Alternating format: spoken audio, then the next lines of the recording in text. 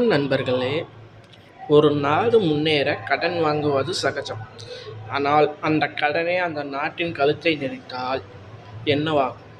இன்று உலக நாடுகளுக்கு மிகப்பெரிய அளவில் கடன் வழங்கும் நாடாக சீனா உருவெடுத்துள்ளது. டெட் டிராப் டிப்ளமசி எனப்படும் இந்த சீன கடன் வலையில் சிக்கி தவிக்கும் டாப் 10 நாடுகள் எவை? இதில் நம்பர் 1 நாடாக இருப்பது எந்த நாடு? இதை பற்றி அன்ஃபில்டரான காரணங்களையும், எதுக்கு சீனா மற்ற நாடுகளுக்கு கடன் கொடுக்குது, அப்படி கடன் கொடுத்து கட்ட முடியாத சுச்சுவேஷனில் அவங்க என்ன பண்ண போகிறாங்க, ஒவ்வொன்றா உங்களுக்கு சிம்பிளாக எளிமையாக சொல்கிறேன். வாங்க வீடியோக்குள்ளே போகலாம்.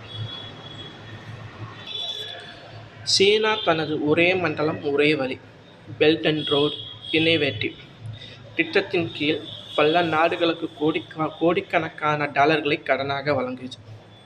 ஆனால் இந்த கடனை திருப்பி செலுத்தாத முடியாத போது அந்த நாடுகளின் முக்கிய துறைமுகங்களான அல்லது நிலங்களையோ சீனா தனது கட்டுப்பாட்டுக்குள் கொண்டு வரும்.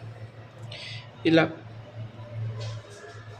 லிஸ்ட்டு ஒவ்வொரு நாடாக சொல்கிறேன். டாப் 10 ஜாம்பியா, ஆப்பிரிக்க நாடான இது சீனாவிற்கு $6 பில்லியன் கடன் வழங்க வேண்டியுள்ளது. 9வது இடத்துல பார்த்தீங்கன்னா கிர்கிஸ்தான். இதன் மொத்த வெளிநாட்டு கடனில் 40% சீனாவிற்கு தர வேண்டியதாக இருக்குது. 8வது இடத்துல கம்போடியா.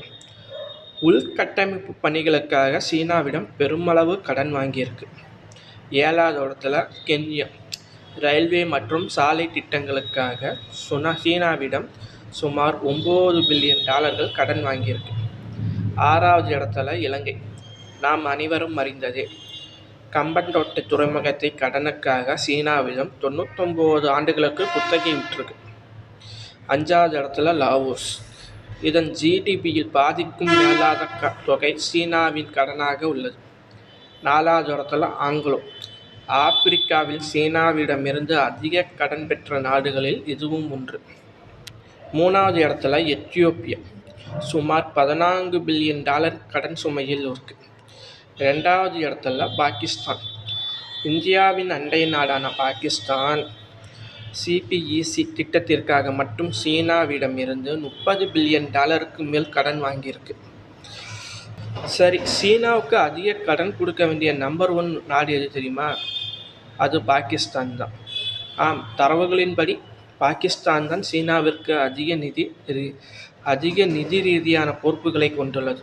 சீனா வழங்கும் இந்த கடன்கள் அந்த நாடுகளின் வளர்ச்சிக்கு உதவுகிறதா அல்லது அடிமைப்படுத்துகிறதா என்பது மிகப்பெரிய விவாதமாகவே உள்ளது. நீங்கள் என்ன நினைக்கிறீங்க? உங்கள் கருத்துக்களை கீழே உள்ள கமெண்ட் செக்ஷனில் சொல்லுங்கள். இந்த வீடியோ பிடிச்சிருந்தால் லைக் பண்ணுங்கள், உங்கள் நண்பர்களுக்கு ஷேர் பண்ணுங்கள், மறக்காமல் நம்ம சேனலுக்கு சப்ஸ்கிரைப் பண்ணுங்கள். அடுத்த வீடியோவில் வேறு தலைப்பில் உங்களை நான் சந்திக்கிறேன். நன்றி, வணக்கம்.